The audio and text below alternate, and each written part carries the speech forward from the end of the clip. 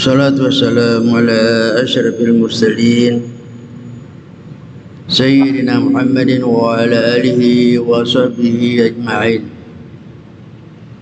Amma ba'du, fa inna asdaqal hadits kitabullah ta'ala wa khairal hadi hadi Sayyidina Muhammad sallallahu alaihi wasallam wa syarrul umuri muhdatsatuha wa kullu muhdatsatin bid'atun wa kullu bid'atin dhalalah kullu dhalalatin finnar. Qala al-musannif rahimahullahu ta'ala wa nafa'ana bi ulumihi fid dharain. Amin. Aqwalul a'immatil arba'ah. Qala al-allamah ibn Abidin fi hasyiyatihi inda kalami sahibid durril muhtar wala ba'sa bi taqbili yadir rajulil alimi wal mutawarri'i ala sabilit tabarruki wa qila sunnatun qala asyaran balali wa alimtu anna mafadal hadisi sunniyatahu wa nadbahu kama asyara ilaihi al-ainiyu. Hadirin jamaah yang dirahmati Allah Subhanahu wa taala, lanjutan pengajian kita pada malam hari ini masih kaitannya dengan adab-adab berzikir. Yang terakhir kita yang lalu adab-adab zahir dan batin ketika menyelesaikan atau tahap akhir daripada zikir itu.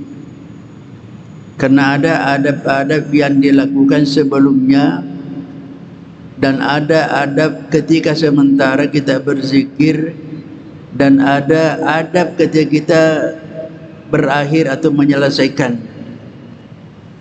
Yang lalu ada disinggung masalah bahwa kalau sudah selesai pengajian, maka murid-murid ia berjabat tangan dengan gurunya atau mencium tangannya. Nah, yang lalu kita sudah bicara tentang apa hukumnya seorang mencium tangan, utamanya tangan daripada gurunya. Yang lalu sudah ada beberapa hadis yang disampaikan yang berkaitan dengan apa yang dilakukan oleh Nabi dan juga oleh para sahabat. Kemudian kita akan melihat bagaimana pendapatnya para ulama yang empat. Kalau kita mengatakan berbicara disebut imam empat, bahwanya yang dimaksud ialah Imam Abu Hanifah, Imam Malik, Imam Syafi'i dan Imam Ahmad bin Hanbal. Itu yang disebut al-a'imma al-arba'ah, imam yang empat. Juga dikenal imam mujtahid. Kita lihat pendapatnya kelompok Al-Hanafiyah. Qala al-allamah ibn Abidin fi hasyiyatihi. Ibnu Abidin di dalam hasyiyahnya bukunya, ini Allamah Ibnu Abidin adalah kelompok bermazhab Hanafiyah. Dia mengatakan wala ba'sa bi taqbil yadir rajulil alimi wal mutawarri ala sabilit tabarruk.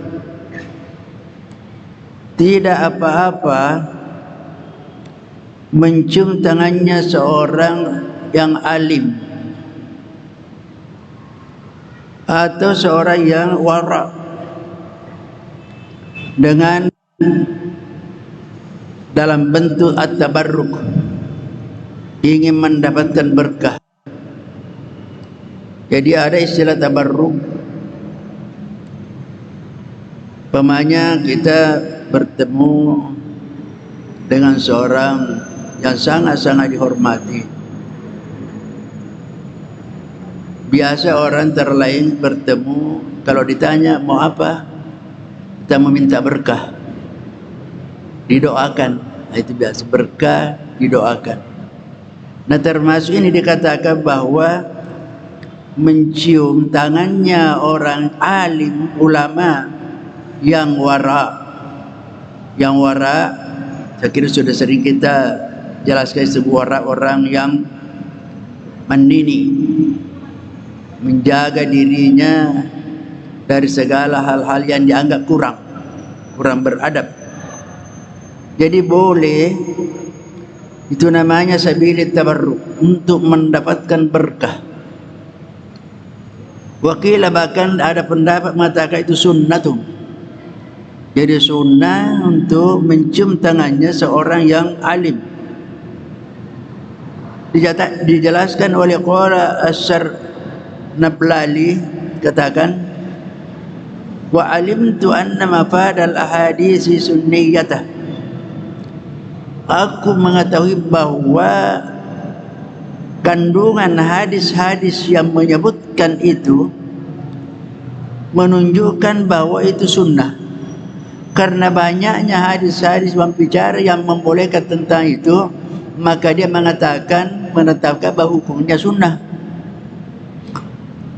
Sunnah atau nadbuhu, sunnah atau sangat dianjurkan. Kama asyara ilail Aini, seperti yang dijelaskan oleh Al-Aini dalam buku Hasyiah Ibnu Abidin. Jadi di sini katanya dengan adanya banyak hadis yang berkaitan dengan itu membolehkan, maka dia mengatakan bahwa mencium tangannya seorang alim yaitu hukumnya sunnah atau sangat-sangat dianjurkan.